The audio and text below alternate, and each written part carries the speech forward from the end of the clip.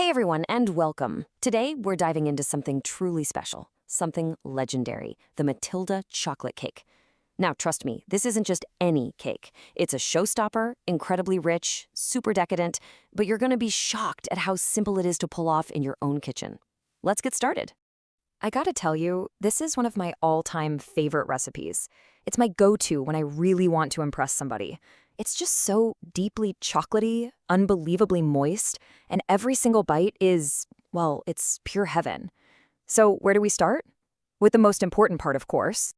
First things first, we have to start with the heart and soul of this cake, and that is the ganache. We're gonna make one gorgeous, silky batch, and the best part is it does double duty. It's going to be our rich filling and the glossy frosting that covers the whole thing. And you know what the best part is? It only takes 3 simple ingredients. All you're gonna need is some soft, room temperature butter, a little heavy cream, and, of course, the star of the show, chocolate. Now, the real secret here is using good quality chocolate. I really like to use a dark chocolate that's somewhere between 40 and 55% cocoa. If you go much higher, the ganache can get a little bitter, and we're going for pure, smooth richness here.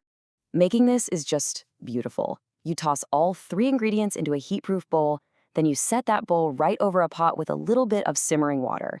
It creates this really gentle double boiler. As it all heats up, just stir it slowly. You'll literally watch these 3 things transform into this single, unbelievably glossy river of chocolate. Once it's perfect, just take it off the heat and set it aside to cool down. Okay, listen up, because this is the golden rule of melting chocolate, and it's so important.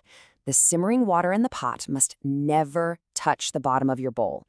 You want that gentle, indirect heat. That's what melts everything perfectly. If the water touches the bowl, it can get way too hot and the chocolate will seize up and get all grainy. So just keep that water level low and the heat nice and gentle. All right, so our ganache is cooling off and thickening up, which means it's time to tackle the cake itself. We are about to bake the most perfect chocolate sponge. I'm talking incredibly moist, super soft, and just packed with a really deep cocoa flavor.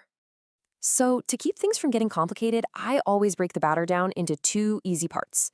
First up is what I call the cocoa base. We're just gonna mix together some sugar, cocoa powder, and a splash of vanilla with boiling water. This dissolves the cocoa and creates this intensely flavorful liquid. We'll just set that aside to cool down a bit while we get the main batter going. For the main batter, you're gonna start by creaming your soft butter and sugar together. You wanna keep going until it gets really pale, light, and fluffy. Then you'll add your eggs, but do it one by one, making sure each one is totally mixed in before you add the next. Now don't panic if the batter looks a little, well, separated at this point. That is totally normal, I promise. It's all gonna come together in the next step. Now for the magic. Sift your dry ingredients. That's the flour, baking powder, and baking soda right on top of that creamed butter and sugar. Gently fold them in, just from the bottom up. Once it's just about combined, you're gonna slowly pour in that rich cocoa liquid we made earlier.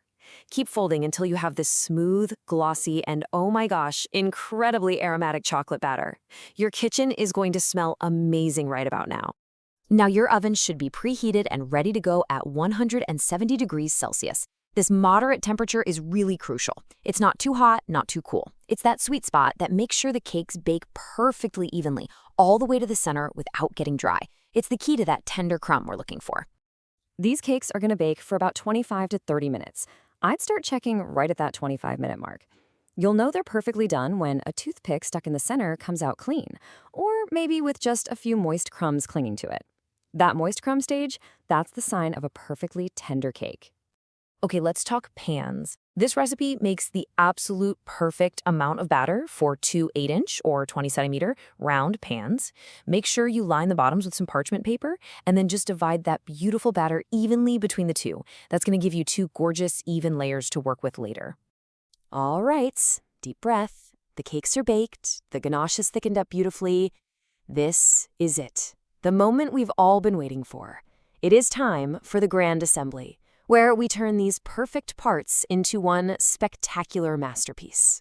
But hang on, before you even think about putting this all together, I cannot stress this enough. Your cake layers have to be completely 100% cool. Patience is everything here. If you try to frost a warm cake, that ganache will just melt into a soupy, sad mess. So for a clean, stable, beautiful cake, Let them cool all the way down. Okay, let's build this beauty. First, take one of your cake layers and just carefully slice off that little domed top to make it flat. Then, put a little dab of ganache on your cake plate. It acts like glue to hold it in place. Put your leveled layer on top, cut side up, and be generous with the filling. Now place your second layer on top, and then use all of that glorious remaining ganache to frost the entire cake. And here it is, my absolute favorite pro tip for getting that bakery perfect finish. You ready? Place that second cake layer upside down. That's right. This uses the perfectly flat bottom of the cake as the top of your dessert, and it guarantees you get a sharp, professional-looking surface every single time. It's a total game changer, trust me. We've done it! The cake is built, it looks absolutely incredible. So before we finish up, let's just do a quick recap of the most important secrets that are going to guarantee your cake is a stunning success every single time you make it. So, just remember these key things. Room temperature ingredients are your best friend. They make for a smooth batter. Protect that ganache. Keep the bowl away from the simmering water. Always, and I mean always, let your cakes cool completely. Use that little upside down trick for a perfectly flat top. And most of all, don't rush. Just enjoy the process. And hey, if you're looking at this and thinking, wow, a whole layer cake feels like a bit much today, I totally get it. And guess what? This recipe is super versatile. You can just bake it all in one large pan, maybe an 11 or 12-incher, let it cool, and pour that delicious ganache right over the top. It's all the flavor with half the fuss. And there you have it, a truly legendary chocolate cake, just waiting to be shared. So the only question left is, who is the lucky person you're going to bake this for? Go on, get in the kitchen, and make something amazing.